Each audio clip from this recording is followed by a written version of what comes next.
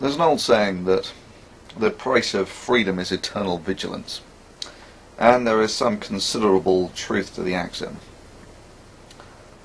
In that sense, if you want to defend your freedom of speech, you've got to be perpetually aware to things that might erode it. Second thing that you need to be aware of is asymmetric strategies when individuals have to deal with large corporations, governments, monopolies, this sort of thing. And that can be eloquently summarized as, if you don't stand together, you'll get hung separately. In this fashion, I want to bring your attention to some of YouTube's recent actions. A while ago I instigated a protest against YouTube called YouTube versus the Users. There were 3 parts, part 1, part 2, part 3. All of them had tens of thousands of hits on them. All of them were mirrored a couple of hundred times at least a piece. And if you now type YouTube versus the Users into a search engine, I find nothing on any of the videos at all, despite the tens of thousands of hits, despite the hundreds of mirrors. Right? And I've been in contact with people around the world. Some of them find something, others find nothing. And I find that exceptionally disturbing. Firstly, and it's almost a direct Orwellian rewrite of history. That's pretty distasteful stuff. Secondly, it shows an intent on the part of YouTube that they are willing to manipulate the system to their benefit. Many of you will say, well, where's the problem? They're a company, they can do whatever the hell they want. If you don't want to use it, don't use it. No. Influence without accountability is the root of corruption. And you don't have to think long or hard to realize that YouTube essentially has a monopoly on the viral video market, to the point where it would almost be unthinkable that a presidential candidate or a president would start up a video account anywhere else. And let me paint this scenario that whichever presidential candidate says that will give YouTube the most latitude for freedom is the one that YouTube algorithmically promotes or demotes the other guy. You can see that influence without accountability is the root of corruption, and YouTube has demonstrated that it is willing to manipulate the system to its own advantage. So that's, I see, as a fairly disturbing development. The second is the beta channels. If you get to your beta channel, you'll probably have got this message saying that YouTube has done this to make it more interesting to watch and fun to customize. And doesn't that sound great? Well, that's obviously bullshit. In that the beta channels have been almost universally unpopular, to the point where when YouTube tried to introduce them a few months back, the backlash essentially forced them to delay the introduction of the beta channels by 2 months, and now they've done it on a rolling schedule to not generate so much of a backlash. But again, the beta channels are still almost universally unpopular. So why would YouTube hoist something like this on their users?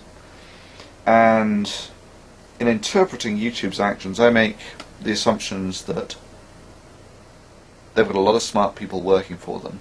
And even though they're losing money today, this is actually part of a plan to make money tomorrow. And I see these beta channels as part of that.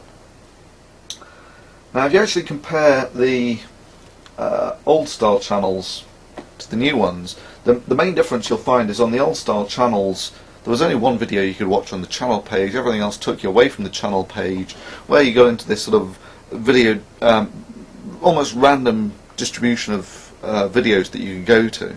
And that's mostly how people navigated the system. That's what made it interesting, was this sort of random walk through viral media. If you now compare that to the beta channels, what you'll find is it's now almost impossible to leave the channel page. That virtually everything plays on the channel page. And you'll also notice that virtually all the ratings have gone. Right? Now you compare that to a commercial video distribution network. This one's Comedy Central. What you've got is you've got your video in the middle, you've got a load of links down the side to videos produced by the same content provider.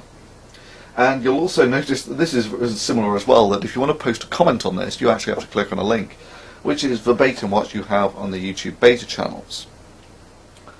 So the main reason that I see that YouTube has gone over from the old style channels to these beta channels is for the commercial content providers. If you like, the commercial content providers can produce a lot of traffic and produce a lot of money. So YouTube is obviously inclined to service this community more so than the bulk of what made up the body of YouTube previously.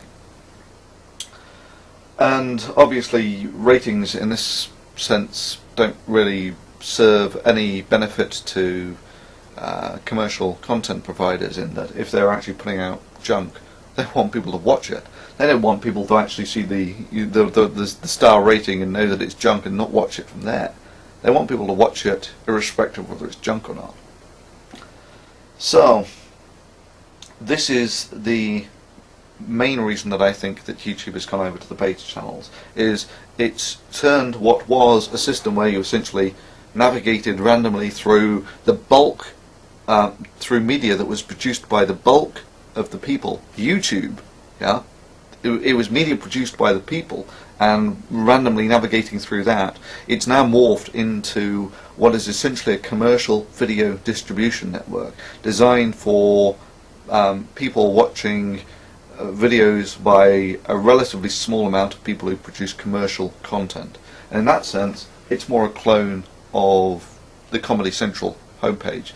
And in this sense, a great irony is fulfilled in that initially it was seen that YouTube was the good guys fighting off Viacom, and now YouTube is essentially turned their system into what Comedy Central is. So now, is any of that really a problem? YouTube's a corporation, it can do whatever it wants, right? Well, yes, it can. However, it does so at the cost of its corporate image, and they put a lot of money into things like corporate image. People like Google, with their motto, "Don't be evil," just like Fox News is fair and balanced. Slogan doesn't mean everything, but it's very difficult to reconcile a motto like "Don't be evil" and this sort of action. This is, I would see this as almost an abuse of monopoly, in that people say YouTube's losing lots of money at the moment. They're losing money hand over fist. No, not really. This is part of a plan to make money tomorrow, in that YouTube can take the loss from Google's funds to improve the system, maintain the servers, etc. Meanwhile, if someone is actually starting up a corporation that is going to compete with YouTube, and they want to produce the same service but make a profit today, they can't really effectively compete with someone like YouTube, who is doing the same thing but taking a loss. And what YouTube has essentially now done is built up a monopoly on the viral market. So it's now almost unthinkable that if a presidential candidate was going to start up a video channel, they would do it anywhere else other than YouTube. And this brings us all back to influence without accountability. So, the main reason I'm doing this is to let people like Google and YouTube know that there are vigilant eyes watching them who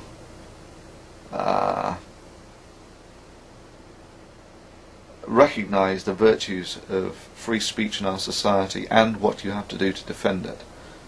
And in this sense, I hope this video rapidly propagates beyond the control of certainly YouTube, in that previously they initially deleted a video like this. They reinstated that video, but they've now sort of removed that portion of history from their search engines. So in many senses, having this propagate beyond YouTube's control is important. And secondly, this is like what we as users can do to generate influence in YouTube. It forces them to make it a fairer and more open forum in order to maintain their corporate image. The second thing is this will hopefully gain the attention of some politicians who will realise that having marshals like Google in charge of virtually the entire information on cyberspace is a dangerous precedent, and that if information that you put out doesn't appear in Google, to a large degree it doesn't exist in cyberspace.